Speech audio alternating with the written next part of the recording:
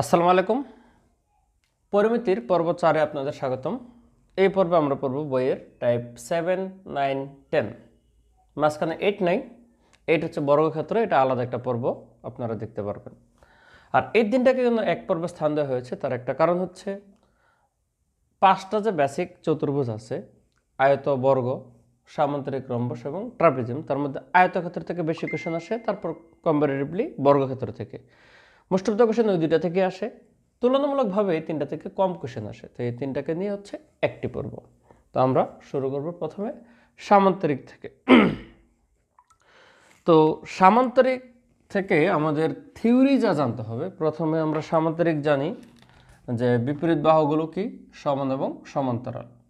এক্ষেত্রে আমাদের যেটা জানতে হবে তার ক্ষেত্রফল। ক্ষেত্রফলটা হচ্ছে ভূমি ইন্টু উচ্চতা। ভূমি ইন্টু উচ্চতা, অর্থাৎ সামান্তরিকের ক্ষেত্রফল হচ্ছে ভূমি ইন্টু উচ্চতা। আমাদের এই কনসেপ্টটা হচ্ছে মেইন এখানকার, যে সামান্তরিক রিলেটেড যে প্রশ্নগুলো আসে, থিওরিটিক্যাল হোক বা ম্যাথমেটিক্যাল হোক, সামান্তরিক অলওয়েজ একটু লেস ইম্পর্টেন্ট তুলনামূলকভাবে। তো চলেন আমরা একটু অঙ্ক করে আপনাদের 4টা অঙ্ক করাবো আমি এখানে। প্রথম অঙ্ক, একটি সামান্তরিকের দুইটি সন্নিহিত বাহুর যথাক্রমে 7 এবং 5, মানে সন্নিহিত বাহুকে পাশাপাশি, ধরেন এই বাহুটা 7, এই বাহুটা 5, তাহলে তার পরিসীমা চাইছে। তো আমরা জানি সামান্তরিক বাহুক সবগুলোর পরিসীমা মানে 4 বাহুর সমষ্টি, মানে বর্ডারের সমষ্টি। এটা 5 হলে এটাও 5 হবে, এটা 7 হলে এটাও 7 হবে। তার মানে 2 × 7 + 5 হচ্ছে পরিসীমাটা। তাহলে 2 × 12 = 24 হচ্ছে কারেক্ট অ্যান্সার। ঠিক আছে, অর্থাৎ এই দুইটা যোগ করে 2 দিয়ে গুণ দিলে বাকি দুইটা বের হয়ে চলে আসবে। তো এটা খুব সহজ কোশ্চেন। পরেরটা দেখেন, এবিসির একটা সামান্তরিক। এই সামান্তরিকের এবি = 12 দেওয়া আছে। ডি থেকে এবি এর উপর যদি লম্ব আঁকি, লম্বটা হচ্ছে 6। ব্যাপারটা হচ্ছে আপনি এখানে যদি নাম করি, ধরেন এ বি সি ডি নামকরণ করলাম, এটা 12। ডি থেকে যদি এবি এর উপর লম্ব আঁকি, এই লম্বটা হচ্ছে 6, তাহলে ক্ষেত্রফল কত? তাহলে সামুদ্রিকের ক্ষেত্রফল হচ্ছে ভূমি ইন্টু উচ্চতা, অর্থাৎ 6 × 12, অর্থাৎ 72। নেক্সট কোশ্চেন বলছে একটা সামুদ্রিকের ভূমি উচ্চতার 3/4, ক্ষেত্রফল 363 হলে ভূমি উচ্চতা কত? এই অঙ্কটা বইয়ে একটা নিয়মে করে দিয়েছি, তাই আমি এই নিয়মটা চাচ্ছি না। বইয়ে 3/4 এক্স আর একটা এক্স ধরে করছি। এখানে বলছে ভূমি উচ্চতার 3/4, কার? ভূমি উচ্চতার। আপনাদের আগেও এগুলো বলেছি, এই ভূমিটা চলে যাবে উপরে, উচ্চতারটা হচ্ছে নিচেরটা। তার মানে উচ্চতা এখানে হচ্ছে 4x, আর ভূমিটা ধরে নিলাম আমরা 3x। তাহলে ক্ষেত্রফল কি? ভূমি ইন্টু উচ্চতা, অর্থাৎ 3x × 4x হচ্ছে 363, অর্থাৎ 12x² 363। এটা ডেফিনেটলি ভাগ যাবে না, তাহলে x² আগেরটুকু মুছি। x² কত দাঁড়াবে? x² দাঁড়াবে 363 ভাগ হচ্ছে 12। তা আমরা যদি এটাকে ভাগ করি, আমরা জানি 12 দিয়ে 360কে ভাগ করা যায়, অর্থাৎ এটা 30 পয়েন্ট সামথিং হবে একটু ভ্যালু। আমরা 30ই নিলাম মনে করেন। এখন x এর মান কত? 30-এর বর্গমূল। 30-এর বর্গমূল তো জানি না। 25 জানি, 5-এর বর্গমূল, 25-এর বর্গমূল 5, আবার 36-এর বর্গমূল 6। তার মানে এই ভ্যালুটা 5 এবং 6-এর মাঝামাঝি আছে। তো আমরা ধরে নিই এটা 5.5 কাছাকাছি, যেহেতু ক্যালকুলেটর নাই। তাহলে এখান থেকে x পেলাম 5.5। তাহলে আমাদের ভূমি উচ্চতা কত হবে? এই 5.5 এখানে বসালে 4 × 5.5 হচ্ছে 22, আর 3 × 5.5 হচ্ছে আমাদের 16.5। তাহলে এইটুকু হচ্ছে উত্তর। এক্সাক্টটা যদি কাছাকাছি মানে মিলে যেটা, সেটাই উত্তর, এক্সাক্ট না মিললেও। তাহলে এইভাবে আমি আপনাদের একটা ভিন্নভাবে দেখাইলাম। বইয়ে যেটা দেওয়া আছে সেটা সুন্দর করে দেয়, একটু বড়, ক্যালকুলেশন একবারে অ্যাকুরেটলি মিলে যাবে। এখানে যেমন আমি একটু ধরে ধরে নিয়েছি, যেমন 363কে এক্স্যাক্টলি 12 দিয়ে ভাগ যায় না, তাই ধরে নিলাম 30ই। এরপর বর্গমূলটা অ্যাকুরেট জানি না, তাই ধরে নিলাম কাছাকাছি 5.5, কারণ 5-এর বড়, 6-এর ছোট, মাঝামাঝি 5.5। এই অনুসারে অঙ্কগুলো করতে পারেন চাইলে। নেক্সট কোশ্চেন এবং লাস্ট কোশ্চেন ফর সামান্তরিক। এখানে দেখেন একটা সামান্তরিকের একটা কর্ণ দেওয়া আছে, বলছে সামান্তরিকের ক্ষেত্রফল দেওয়া আছে 120 এবং একটা কর্ণ দেওয়া আছে 24। আগে একটা সামান্তরিক আঁকি।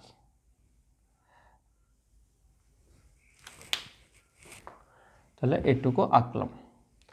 আঁকার পরে ধরেন এটা একটা কর্ণ, এই কর্ণটা হচ্ছে 24 দেওয়া আছে, আর বলছে এই কর্ণের বিপরীত শীর্ষবিন্দু থেকে তারপর অঙ্কিত লম্ব আঁকলে, মানে এটা কিন্তু লম্ব, লম্ব আঁকলে এই লম্বের দৈর্ঘ্যটা বের করতে বলছে, মানে এটা বের করতে বলছে এইচ। এই কর্ণটা কিন্তু এটাকে দুইটা ত্রিভুজে ভাগ করছে, এটার ক্ষেত্রফল আর এটার ক্ষেত্রফল কিন্তু সমান হয়। তাহলে এই ত্রিভুজটার ক্ষেত্রফল কত, মানে এই ত্রিভুজটার হাফ ইন্টু ভূমি ইন্টু উচ্চতা, এটা হচ্ছে এই ত্রিভুজটার ক্ষেত্রফল। আর এই টোটাল ক্ষেত্রফলটাকে যদি আপনি 2 দিয়ে গুণ দেন তাহলে আসবে সামান্তরিকের ক্ষেত্রফল। এখন সামান্তরিকের ক্ষেত্রফল কত দেওয়া আছে, সামান্তরিকের ক্ষেত্রফল দেওয়া আছে হচ্ছে 120, তাহলে এটা ইকুয়াল টু 120। এখান থেকে আমাদের এইচ বেরোবে, এই যে এটা কাটা, তাহলে এইচ ইকুয়াল টু 120 ভাগ হচ্ছে 24 অর্থাৎ 5। তাহলে আমাদের কারেক্ট অ্যান্সার হচ্ছে 5। কি লজিক, এটুকু হচ্ছে একটা ট্রায়াঙ্গেল, ক্ষেত্রফল হচ্ছে হাফ ইন্টু ভূমি ইন্টু উচ্চতা, এটাকে 2 দিয়ে গুণ দিলে সামান্তরিকের ক্ষেত্রফল আসে, যা প্রশ্নে দেওয়া আছে বেরিয়ে যাবে।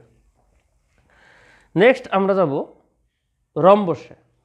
রম্বসের বেলায় জানি 4 বাহু সমান, রম্বসের ক্ষেত্রফল কি দেখেন বইয়ে দেওয়া আছে হাফ ইন্টু কর্ণদ্বয়ের গুণফল, অর্থাৎ 2টা কর্ণের গুণফল। একবারে সিম্পলি ক্ষেত্রফল নির্ণয়টা আসতে পারে, যেমন প্রথম করে দেখেন একটি রম্বসের কর্ণদ্বয় হচ্ছে একটা 4 আর একটা হচ্ছে 6, তাহলে ক্ষেত্রফল কত, সূত্র হচ্ছে ক্ষেত্রফল মানে হচ্ছে হাফ ইন্টু কর্ণদ্বয়ের গুণফল। তাহলে এটা কাটলে 2, 6 দুগুণে 12, তাহলে আমাদের অ্যান্সারটা হচ্ছে 12। এরকম সিম্পল ক্ষেত্রফল নির্ণয় আসতে পারে, আর বাকিগুলো হচ্ছে ক্ষেত্রফলকে কনসেপ্ট ধরে আসতে পারে। যেমন পরের প্রশ্নটা দেখেন, এখানে বলেছে একটি রম্বসের কর্ণদ্বয়ের দৈর্ঘ্য হচ্ছে 58, তাহলে কর্ণগুলো কত কত দেয়া 8 এবং 9। বলছে এই রম্বসের ক্ষেত্রফলের সমান ক্ষেত্রফল বিশিষ্ট বর্গক্ষেত্রের পরিসীমা কত, তাহলে এটার ক্ষেত্রফল কত, এটার ক্ষেত্রফল হচ্ছে হাফ ইন্টু কর্ণদ্বয়ের গুণফল ফর্মুলা অনুসারে, এটা দিয়ে কাটলে 4, 4 নং 36। তাহলে রম্বসের ক্ষেত্রফল যত বর্গের ক্ষেত্রফল তত, তাহলে বর্গের ক্ষেত্রফল কত 36, বলছে রম্বসের ক্ষেত্রফলের সমান ক্ষেত্রফল বিশিষ্ট। তাহলে বর্গের ক্ষেত্রফল যদি 36, বর্গের বাহু কত আমরা জানি √36, বর্গক্ষেত্রের ক্ষেত্রফল তো বাহু স্কয়ার, তাহলে ক্ষেত্রফলকে বর্গমূল করলে বর্গক্ষেত্রের বাহু বের হয়, তাহলে এটা কত, এটা হচ্ছে বর্গক্ষেত্রের বাহু। তাহলে পরিসীমা কত, পরিসীমা হচ্ছে বাহুরে 4 দিয়ে গুণ দিতে হয়, তাহলে 4 × 6 = 24, এটা হচ্ছে আমাদের অ্যান্সার। কারেক্ট অ্যান্সার হচ্ছে 24। নেক্সট কোশ্চেন দেখেন, একটি রম্বসের একটা কর্ণ দেওয়া আছে 10 এবং ক্ষেত্রফল দেওয়া আছে 120, তাহলে অপর কর্ণের দৈর্ঘ্য কত, সিম্পল ম্যাটার। আমরা ক্ষেত্রফল কি জানি, হাফ ইন্টু কর্ণদ্বয়ের গুণফল, তাহলে একটা ধরে নেই x আর একটা দেওয়া আছে কত 10, এই ক্ষেত্রফলটা হচ্ছে 120, এখান থেকে আপনাদের x বেরোবে, এটা দিয়ে এটা কাটলে হচ্ছে 5, তার মানে 120কে আপনি 5 দিয়ে ভাগ করবেন, আসবে কত 24, তাহলে আরেকটা কর্ণ হচ্ছে 24, তাহলে কারেক্ট অ্যান্সার হচ্ছে 24। নেক্সট কোশ্চেনটা একটু বোঝার ব্যাপার আছে, না বুঝলে পারবেন না, অনেক একটু কঠিন অনেকের জন্য। কোন একটা রম্বসের একটা বাহু এবং একটা কর্ণ দেওয়া আছে 13 সেন্টিমিটার এবং 24 সেন্টিমিটার, তাহলে বাহুটা হচ্ছে 13 আর কর্ণটা হচ্ছে কত 24। আমি একটা রম্বস আঁকি, হচ্ছে রম্বস আঁকলাম 4 বাহু সমান ধরে, বাহু 13 মানে সবই কিন্তু 13, কারণ রম্বসের সব বাহু সমান। তারপর আপনার কর্ণ তো রম্বসের 2টা, এখন একটা দেওয়া আছে 24, কোনটা যে দেওয়া আছে তা জানি না, আরেকটা চাইছে, একটা ধরেন ধরলাম এই বাহুটা হচ্ছে 24, মানে এই কর্ণটা, তাহলে এই কর্ণটা 24 মানে এখানে আছে 12, এখানে আছে কত 12। আর আমরা জানি রম্বসের এই সমদ্বিখণ্ডনটা সমকোণে সমদ্বিখণ্ডিত করে, অর্থাৎ এই সবগুলো কোণ 90 ডিগ্রি হবে রম্বসের বেলায়, রম্বসের কর্ণগুলো পরস্পরকে সমকোণে সমদ্বিখণ্ডিত করে।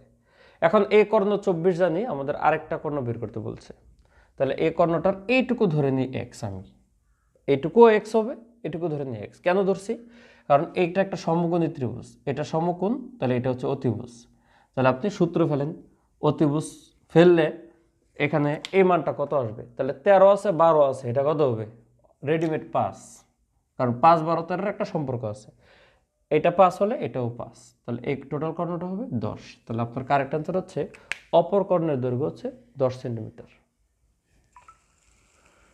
তাহলে কারেক্ট অ্যান্সার কি 10 সেন্টিমিটার। কিভাবে করছি, টোটাল বাহুতে আছে 13, তার মানে 4টা বাহুই 13, একটা কর্ণ দেওয়া আছে 24, তার মানে এইটুকু 12, এটুকু 12, অপর কর্ণটা ধরে নিচ্ছে, তাহলে এটা বের করব।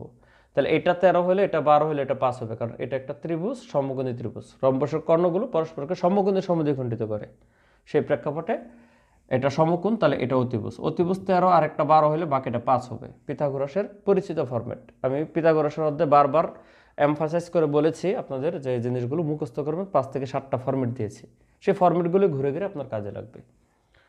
তাহলে এটার কারেক্ট আনসার হচ্ছে এটুকু 5 হলে এটুকু 5, তাহলে টোটাল কর্ণটা হচ্ছে 10। তাহলে রম্বস এটুকুই। পরে দেখেন ট্রাপিজিয়াম, পরেরটায় ট্রাপিজিয়াম। ট্রাপিজিয়াম থেকে তেমন প্রশ্ন আসে না, শুধুমাত্র ক্ষেত্রফল নির্ণয়টাই বেসিক্যালি আসে। এখন ট্রাপিজিয়াম জিনিসটা কি? ট্রাপিজিয়াম জিনিসটা হচ্ছে দুইটা বাহু প্যারালাল থাকবে আর দুইটা বাহু তির্যক থাকবে, মানে প্যারালাল থাকবে না। ধরেন আরেকটু তির্যক করে আঁকি, অনেকটা এরকম, ধরেন এটা বিশাল বড়, এটা একটু ছোট্ট দিলাম, এই হচ্ছে আপনার একটা ট্রাপিজিয়াম। তাহলে দুইটা প্যারালাল, ট্রাপিজিয়ামের ক্ষেত্রফল হচ্ছে সূত্র হাফ ইন্টু এই ডিস্টেন্সটা, অর্থাৎ দুইটা প্যারালালের যে ডিস্টেন্স, ঠিক আছে, এইচ, এর সাথে আপনার গুণ হবে এর সমান্তরাল দুইটা বাহুর সমষ্টি, মানে এটা যদি এ হয় এটা যদি বি হয় তাহলে এ প্লাস বি। ব্যাপারটা হচ্ছে বাংলা ভাষায় মূলত সূত্রটা হাফ ইন্টু সমান্তরাল বাহুদের সমষ্টি ইন্টু তাদের দূরত্ব, মানে লম্ব দূরত্ব। তো এই প্রশ্নের ডাটাগুলো দেয়া থাকে, যেমন প্রথম প্রশ্নটা দেখেন, একটি ট্রাপিজিয়ামের উচ্চতা 8, মানে দূরত্বটা 8 দেওয়া আছে, এবং সমান্তরাল বাহুদের দৈর্ঘ্য দেওয়া আছে 9 আর 7, তাহলে 9 এবং 7 এই দুটো হচ্ছে বাহুর দূরত্ব, আর উচ্চতা দেওয়া আছে 8। তাহলে এই সূত্র অনুসারে ফেললে হাফ ইন্টু উচ্চতা হচ্ছে 8, আর এটা হচ্ছে 9 প্লাস 7, ক্যালকুলেশন করলে উত্তর হয়ে যাবে। এই 2 দিয়ে এটা কাটলে কত, 4 ইন্টু 7 9 হচ্ছে 16, তাহলে 4 16 64 হচ্ছে কারেক্ট অ্যান্সার। এটার আনসার হচ্ছে 64। পরের প্রশ্নটা দেখেন, লাস্ট প্রশ্ন এই ভিডিওর। একটি ট্রাপিজিয়াম আকৃতির লোহার পাতের সমান্তরাল বাহুদের দৈর্ঘ্য দেওয়া আছে যথাক্রমে 3 এবং 1, এই যে 7 আর 9 এর পরিবর্তে এখন দেওয়া আছে 3 1, আর উচ্চতা মানে লম্ব দূরত্ব দেওয়া আছে এখানে 2, আগে দেওয়া ছিল কত 8, এখানে হচ্ছে 2। তাহলে আপনি শুধুমাত্র সূত্রে মানগুলো বসাবেন, কি হবে, হাফ ইন্টু 2 ইন্টু 3 প্লাস 1, 2 2 কাটা, অ্যান্সারটা হচ্ছে 4। তাহলে এই হচ্ছে আপনাদের এই পর্ব, আশা করি বুঝেছেন। আপনাদের আরেকটা পর্ব হবে ঘনবস্তু নিয়ে। তাহলে ভালো থাকবেন, আল্লাহ হাফিজ।